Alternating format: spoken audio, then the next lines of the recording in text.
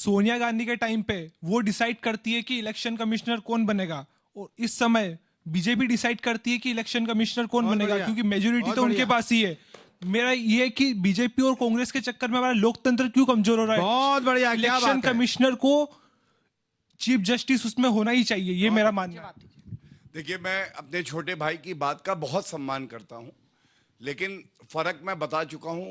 कानून बना दिया खिलाफ बता दूं, और सम्मान अगर इनको कर चुप कराएंगे तो ही भाई अपना बता तो पाएंगे। उनका सम्मान करते तो ले आइए, वरना ये ऐसे ही चीफ चिल्लाते जस्टिस को ले आइए, बजाइए ताली।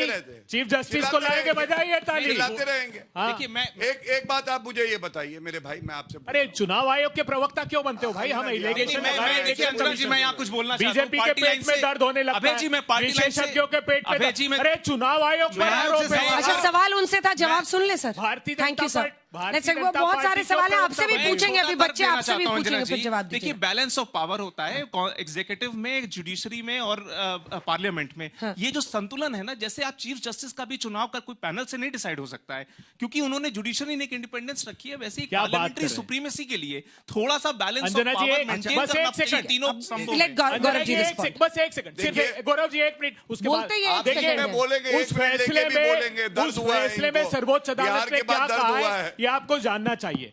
जब निर्णय दिया सर्वोच्च अदालत ने, उन्होंने कहा कि अगर चुनाव आयुक्त लचीला प्लायबल बना दिया जाएगा तो लोकतंत्र को खतरा होगा, और यही बात 16 जून 1949 को अंबेडकर जी ने सदन में कही थी, जिस आर्टिकल 324 का जिक्र कर रहे हैं 289 था।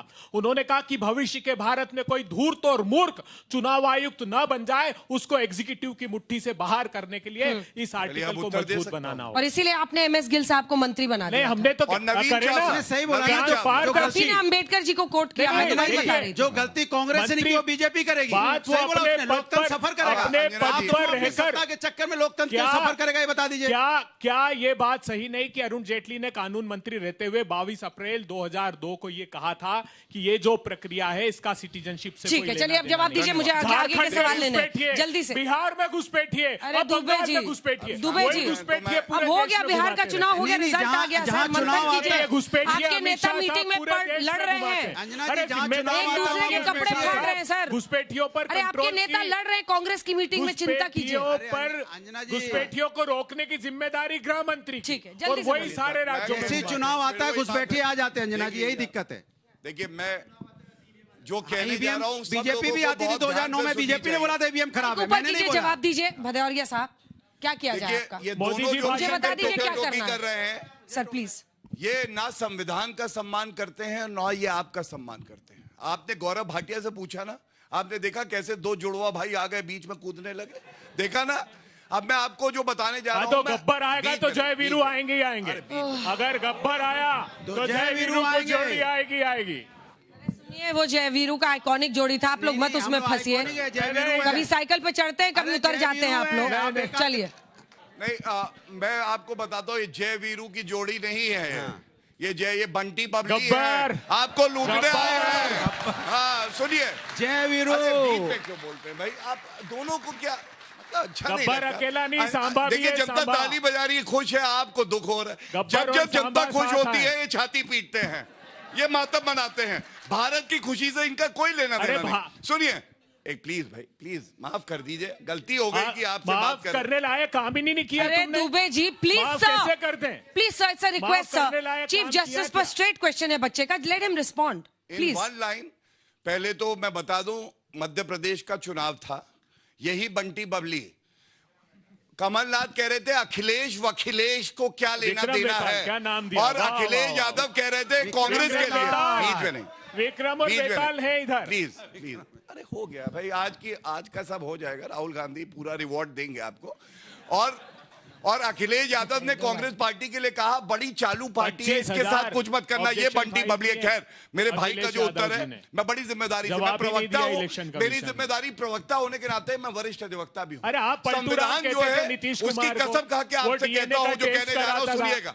आपको मालूम है, एग्जीक्यूटिव चुनी हुई सरकार तय करती है चीफ इलेक्शन कमिश्नर कैसे बने। हम कानून लाए, वहां एक व्यक्ति बनाता था, एक व्यक्ति। गलत बात, हमने बीच में ना बोलिए, कॉलेजियम बनाया जिसमें लीडर ऑफ ऑपोजिशन भी है, और लीडर ऑफ ऑपोजिशन अगर समझता है कि जो प्रावधान है उसका पालन नहीं हुआ तो वो सुप्रीम कोर्ट जा सकता नहीं, है। गलत बात। ये मैं बड़ी जिम्मेदारी से आपसे कह रहा हूं। नहीं होता है कुछ, जुडिशियल रिव्यू होता है, आपको पता नहीं हो है। गया। मैंने इसीलिए कहा था अगली बार अभिषेक मनु सिंघवी को बुलाइएगा और चर्चा करेंगे और उनका नॉमिनेट किया हुआ मंत्री और लीडर ऑफ अपोजिशन। ठीक है, अब सवाल सुनते हैं। चीफ जस्टिस होते तो सवाल सुनते हैं। मैम भदौरिया जी और दुबे जी से सवाल है कि क्या वो यहाँ से जाके 45 दिन हुए नहीं है बिहार चुनाव को, तो क्या वो इसके अगेंस्ट सुप्रीम कोर्ट में कहेंगे? और भाटिया जी से भी सवाल है, उन्होंने अभी बताया कि प्रवक्ता भी हैं और अधिवक्ता भी हैं, तो जो 2017 के आसपास जो रोहिंग्या मुसलमान 1 लाख से ज़्यादा मात्रा में जो रजिस्टर्ड हैं, 1 लाख से ज़्यादा जो अंदर आए हैं, तो क्या आप पहले प्रवासियों को अंदर लेंगे फिर उनको बाहर निकालने की राजनीति करेंगे? तो इस पे कैसे आप काम? मैं जवाब दे रहा हूँ अंजना जी। नहीं, अभी रुक जाइए, अभी मुझे 2-3 सवाल और आगे आइए आप लोग जल्दी से, 3-4 सवाल, क्योंकि नहीं तो जवाब में पूरा टाइम निकल।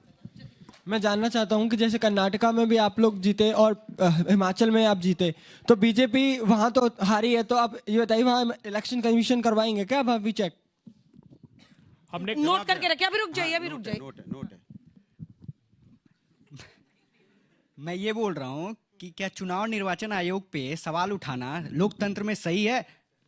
और सॉरी, याद कर लो। नहीं, चुनाव निर्वाचन आयोग एक संवैधानिक बॉडी है और निष्पक्ष बॉडी है, उस पर सवाल उठाना क्या सही है? और ये लोग, आदमी बोलता है कि विपक्ष खत्म हो रही है, भारतीय जनता पार्टी विपक्ष को खत्म करने पे तुली हुई है, तो विपक्ष खत्म नहीं हो रही है, वो खुद खत्म हो रहे हैं। ध्वजारोहण पे सवाल उठा रहे हैं, वो SIR के मुद्दे पे सवाल उठा रहे हैं, वो ऐसे मतलब जो देश के हित में सवाल होते हैं उस पे सवाल उठा रहे हैं, जो हित में काम होते हैं उस पे सवाल उठा रहे हैं। इसलिए विपक्ष खत्म हो रही है, विपक्ष अपने चाल चलन से खत्म हो रही है। मैम, ये लोग SIR पे सवाल उठाते, लोग सवाल उठाते कि धांधली हो सकती है, लेकिन समाजवादी पार्टी अपने दिन भूल गई जब इनके नेता जैसे मुख्तार अंसारी और अतीक अहमद बूथ लूट लिया करते थे और विरोधियों की हत्या करवा दी जाती थी। मैम, कांग्रेस अपने दम पर इलेक्शन क्यों नहीं लड़ पाती है? उन्हें हर इलेक्शन पे रीजनल पार्टीज का सहारा लेना पड़ता है। क्या कांग्रेस सच्ची एक नेशनल पार्टी है या बस एक कोऑर्डिनेटिंग कमेटी है? मैम, मैं बिहार से हूँ। भाजपा भी 2005 से पहले आरजेडी की सरकार। सवाल सुनने दीजिए mister Dubey, please sir. Sir, मैं बिहार से हूँ और 2005 से पहले आरजेडी की सरकार थी, तो क्या उससे पहले बूथ कैप्चर और ये नहीं होता था? जब जेडीयू की सरकार और ये एनडीए की सरकार आई तभी बूथ चोरी होने लगा।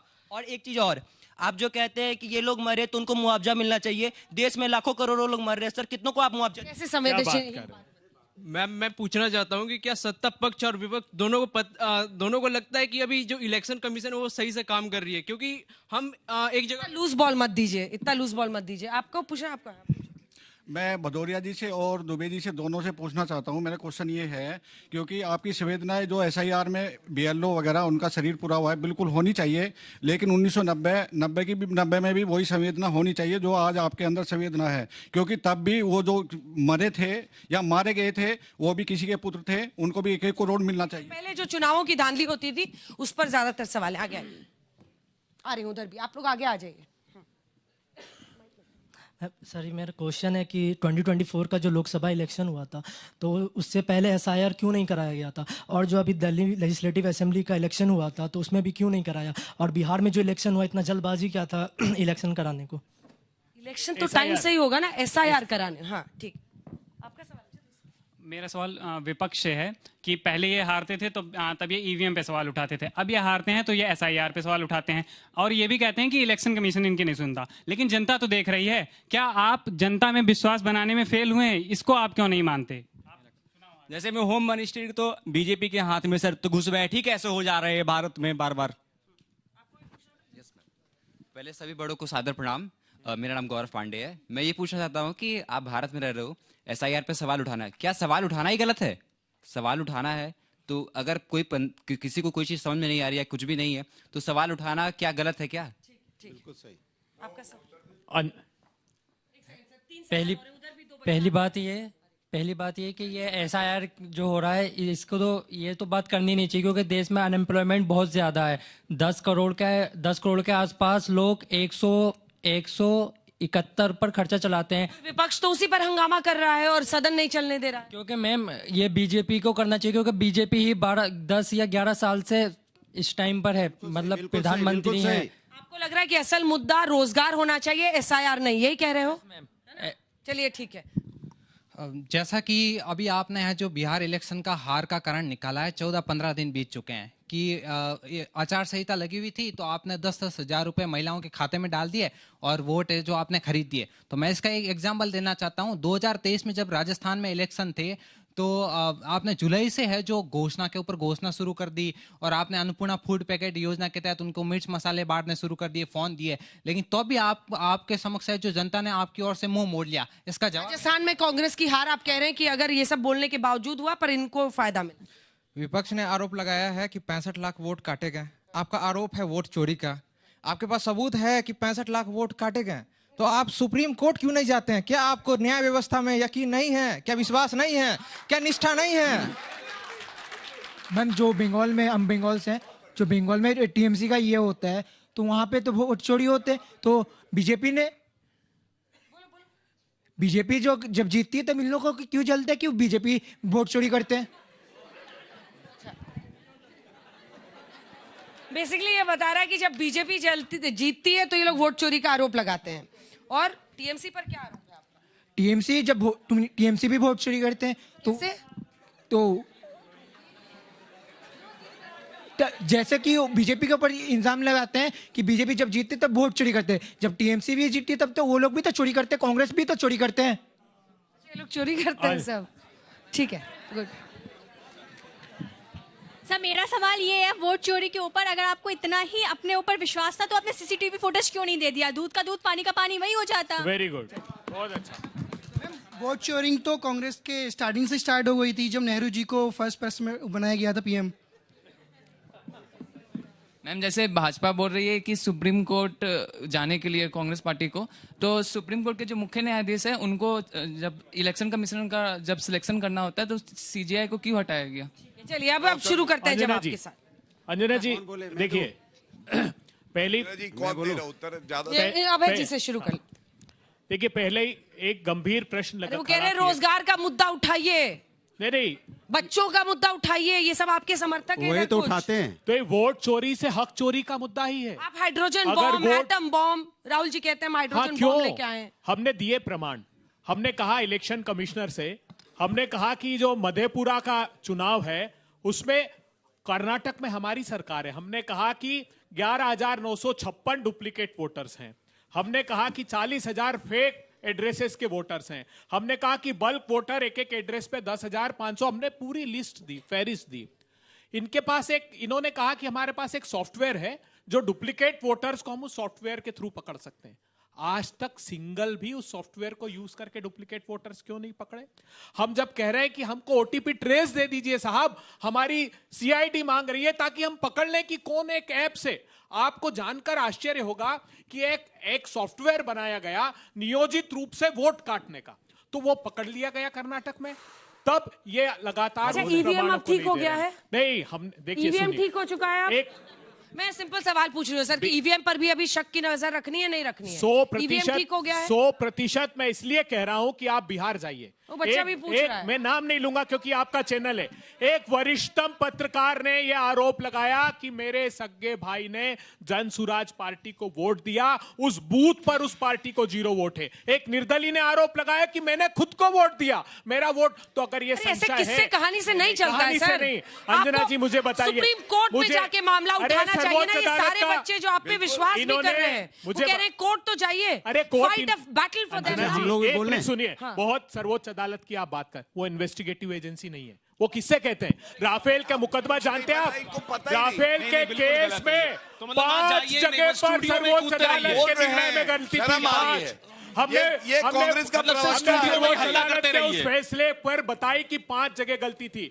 जानते क्यों थी? क्योंकि इन्होंने एफिडेविट झूठा दिया, फिर इन्होंने पिटीशन लगाई राफेल के केस में कि इसको रेक्टिफाई कीजिए। ये सरकार इस प्रजातंत्र को नियोजित रूप से खत्म करना चाहती है। आप जाग जाइए, ये लड़ाई कांग्रेस पार्टी की नहीं है, ये सत्ता की भूख की नहीं है, इस देश के प्रजातंत्र को बचाने की लड़ाई है। अगर राहुल गांधी कह रहा है कि वोट चोरी हो रही है, ये वीडियो के प्रमाण क्या झूठे हैं? ये तो मेरे नहीं है, ये तो कुछ छोटे छोटे चैनल्स ने बिहार में जा जाकर कहे। हजारों लाखों वोटर्स को वोट नहीं देने दिया गया वहां और वोट चोरी कर लिया गया। ये टाइम वेस्ट कहेंगे क्योंकि इनको सूट करता है।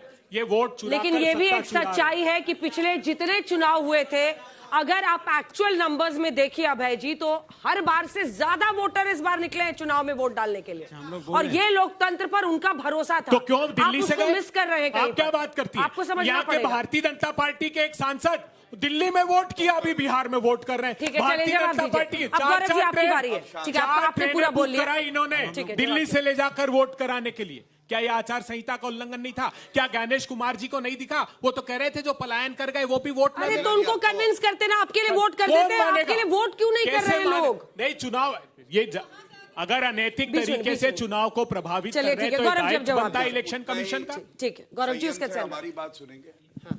बड़ा दुर्भाग्य है ये भारत का कि विपक्षी पार्टी का प्रवक्ता यहाँ आके सुप्रीम कोर्ट पे सवाल लगाता है, जबकि बीच में ना बोले प्लीज। देखिए अंजना जी, आप ये कमजोरी दिखाता है प्रवक्ता की कि बार बार उठाए, प्लीज। देखिए जनता का आज रुख और मत एक है। आपके जो भी आरोप है, सही है गलत है, सुप्रीम कोर्ट जाइए और सुप्रीम कोर्ट में तथ्य रखिए। सुप्रीम कोर्ट में सबकी आस्था है, ये हमारा यकीन है। दूसरी बात, अभी एक व्यक्ति ने कहा कि क्या सवाल उठाना गलत है? नहीं, सवाल उठाना गलत नहीं है, लेकिन अगर सवाल इस तरह से उठाया जाएगा कि समाज में एक दूसरे के प्रति नफरत फैले, जैसे राहुल गांधी का ट्वीट है, ओबीसी वोटरों के नाम काटो वरना नौकरी चली जाएगी। अब आप मुझे बताइए क्या प्रमाण है? ये तो बीएलओ ने कहा। प्लीज बीच वीडियो है, फिर बीच ये वीडियो चला देते। अंजना जी, ये तो अनफेयर वाली बात है। मैं बोलूं मतलब इतना कमजोर प्रवक्ता कांग्रेस का आएगा कि हर लाइन में टोकेगा। और सुनिए, तो अपनी बारी में बोलिएगा ना सर, अपनी बारी में। दुबे जी हाथ उठाइएगा, मैं आपसे सुन लूंगी। अब एक सवाल वहां से आया कि बीजेपी ने क्या किया, तो सबसे पहले तो जान लो, बहुत जिम्मेदारी से कह रहा हूं, बॉर्डर फेंसिंग करना भारतीय जनता पार्टी की सरकार में हुआ। थर्मल इमेज कैमरास जिससे कि घुसपैठिए ना आ सके, हमने सुनिश्चित किया। घुसपैठिए कब आए? 2.5 करोड़ मैंने बोला ना, प्रमाण लेके आया हूं। सुप्रीम कोर्ट का जजमेंट है सर्बानंदा सोनोवाल का। एक लाइन पढ़ रहा हूं, कांग्रेस क्या करती थी। In Sonowal 1, this court has noticed the lack of will on part of the central government to proceed against the foreigners. घुसपैठियों के खिलाफ कार्य करने की क्षमता यूपीए कांग्रेस की सरकार में नहीं है। प्लीज एक minute Anjana ji, please. Sorry, मैं अब मैं एक बात कहूंगा, ये बहुत महत्वपूर्ण है आपकी चर्चा में। एसआईआर की वजह से हम चुनाव जीत रहे हैं। 2014 में चीफ इलेक्शन कमिश्नर को अपॉइंट किया इन्होंने, ईडी सीबीआई इनके अंडर में थी, तो हम लोग चुनाव कैसे जीते? 2019 कैसे जीते? एसआईआर तो था नहीं। गुजरात 7 बार कैसे जीते? हरियाणा 3 बार कैसे जीते? उत्तर प्रदेश 2 बार कैसे जीते हैं? गोवा 3 बार कैसे जीते हैं? ये भी तो बताओ। इसलिए जीते हैं क्योंकि जनता का आशीर्वाद मिलता है, और ये मानने के लिए तैयार नहीं है, ये मानने के। और अंत करूंगा 10 सेकेंड बाद। अब ये बताइए ये क्यों हुआ? ये क्यों हुआ? दिल्ली में 70 सीटों में आया अंडा, पश्चिम बंगाल में 294 में आया अंडा, आंध्र प्रदेश में 175 में आया अंडा, सिक्किम में 40 में आया अंडा, मेघालय में 60 में आया अंडा। हर जगह अंडा ही अंडा है, क्योंकि आपके नेता में दम नहीं है, सम्राट के खिलाफ जाते हैं। अब ये जवाब आप बोले अरे यार रुक जाओ। एक बहुत बड़ा आरोप इन्होंने स्वीकारा। अभी तो जय वीरू बने हुए थे, क्या हो गया जय वीरू को? पट्टी बबली। इन्होंने बहुत बड़ा आरोप खुद पर लगाया है। इन्होंने कहा कि हजारों बांग्लादेशी बंगाल से बॉर्डर से क्रॉस करके जा रहे हैं। अमित शाह साहब क्या कर रहे हैं फिर? इतना बड़ा खुद पर आरोप लगाया, खुद के गृह मंत्री पर। आप ये देखिए वापस जा रहे, दर्द इन्हें हो रहा है। भाई कैसे जा रहा है? रुक जाओ भैया, रोहिंग्या को फ्लैट दे रहे दिल्ली में। दर्द इनको हरदीप पुरी रोहिंग्या को ट्वीट कर रहे हैं, फ्लैट दूंगा, फ्लैट दिल्ली में, और यहाँ आकर कम्युनल पोलराइजेशन कर। जय कौन है, वीरू कौन है? ये सुन लीजिए। कोई तुझको दे आवाज तो मैं बोलूं, कोई तुझे पुकारे तो मैं लपकूं। मुझे तो ऐसा लग रहा है कि गब्बर और कालिया यही आ गए हैं।